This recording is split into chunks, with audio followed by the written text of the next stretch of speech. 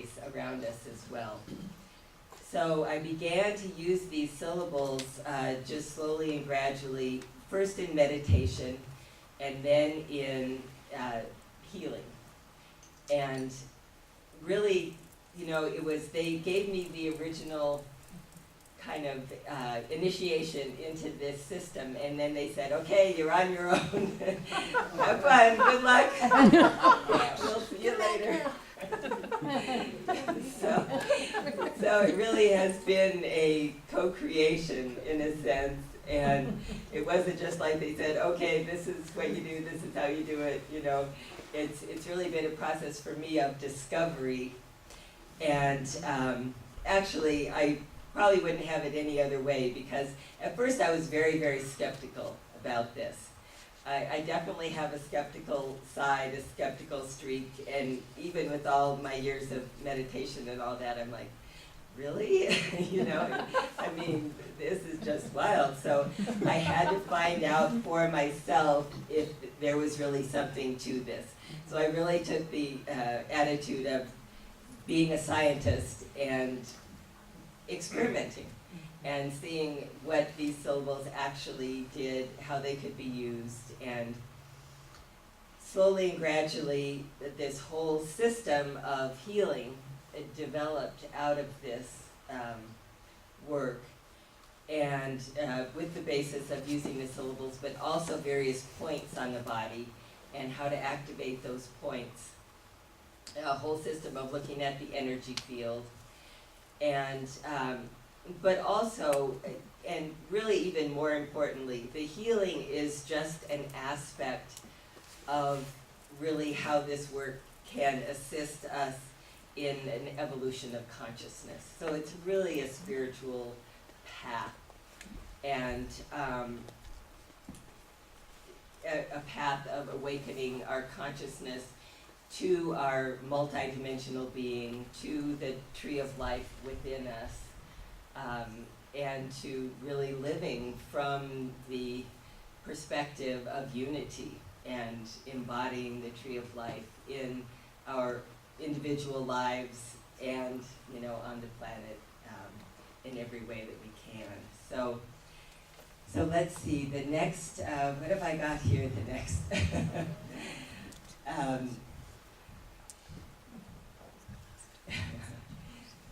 So this is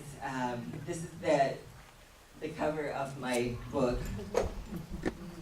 and just a beautiful. This was actually done by an artist named Sundara Fawn, and she designed this for me. I thought she did a beautiful job, but. So this shows the toroidal aspect of our energy field, which all of our fields are toroidal in nature. And then the caduceus, which is the core channel, running down from the top of the head down to the base of the spine, and the right and left channels, the solar and lunar channels. So these are channels of subtle energy, which I use all the time in the work that I do, and very important for activating and balancing the subtle energy in our systems. I just also want to point out here real quickly, part of this teaching was the idea of what they call the 4 master points, and they're 4 levels of our consciousness. So I call this one the master healing point. It's represented by the earth, and it's the instinctive intelligence, the instinctive consciousness of nature, of the physical body, of the physical world of nature, and represented by the earth. Then this master soul point, representing the subconscious mind, and the energy of the soul, and that's represented by the moon here. The master self point, which is the conscious mind, the level of our consciousness that we just call the conscious mind, what we're aware of on a daily basis, and that is represented by the sun. And then the master spin point represented by the galaxy, and that is the level of the superconscious mind. So the idea here is that we have all of these different levels of consciousness. They're all extremely important.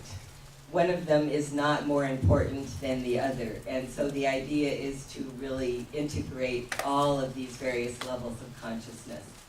So what we've been really focusing on in this group here is, of course, the level of consciousness related to the earth.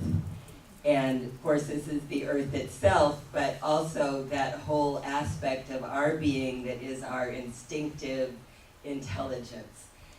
The intelligence that really allows us to heal. That when everything gets out of the way, it knows exactly what it needs to do, in order to create healing in the body. If we were to try to micromanage that, there would be no way. It's just, a vast intelligence that is really the intelligence of nature. But this is often an area, of course, that even in our own bodies, we, are not in touch with.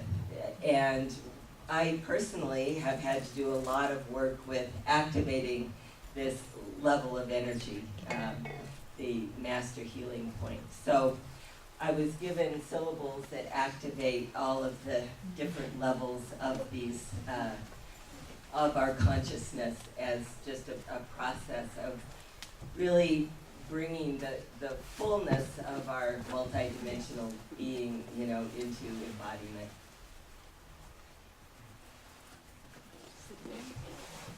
So can you go up a little higher?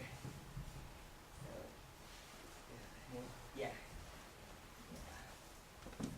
Okay. So if we look at our energy field, this is kind of what you could say would be the basic structure of our system of energy.